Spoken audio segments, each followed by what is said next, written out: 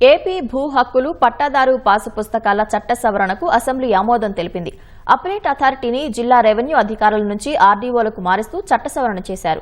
ఈ బిల్లును రెవెన్యూ శాఖ మంత్రి అనగాని సత్యప్రసాద్ సభలో ప్రవేశపెట్టారు. 4 లక్షలకు పైగా భూ వివాదాల అప్పీళ్లు పెండింగ్లో ఉన్నట్లు మంత్రి వెల్లడించారు. చట్ట సవరణ వల్ల అప్పీళ్లు త్వరితగతిన క్లియర్ అవుతాయని మంత్రి స్పష్టం చేశారు. భూమి మరియు పట్టాదారు పాస్ పుస్తకాల హక్కుల చట్టం 1971 స్వయం సమృద్ధిగా ఉంటుంది అధ్యక్ష. ప్రజల ఆకాంక్షలు తీర్చడానికి మరియు కాలానికి అనుగుణంగా సవరణలు చేయబడ్డాయి అధ్యక్ష. అయితే ఆంధ్రప్రదేశ్ భూమి మరియు పట్టాదారు పాస్ పుస్తకాల సవరణ చట్టం 2022 చట్టం నంబర్ 15 కింద డిఆర్ఓ అప్లెట్ అథారిటీగా నోటిఫై చేసి సవరణ ఆచరించిన ఫలితాన్ని ఇవ్వలేదు అధ్యక్ష. దీని వలన జాప్యాలు మరియు ఇతర సవాళ్లు ఎదురయ్యాయి అధ్యక్ష.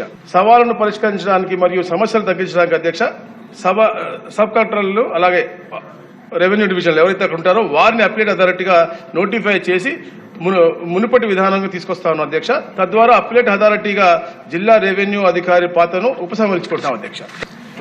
Speaker sir, I move that the bill be passed. Thank you sir. ఇప్పుడు విషయం బిల్లును ఆమోదించడం, ఈ ప్రతిపాదనకు సుముఖంగా ఉన్నవారు అవును అనండి, వ్యతిరేకంగా ఉన్నవారు కాదు అనండి. ఎవరు వ్యతిరేకంగా లేరు, అందరూ అవునన్నారు.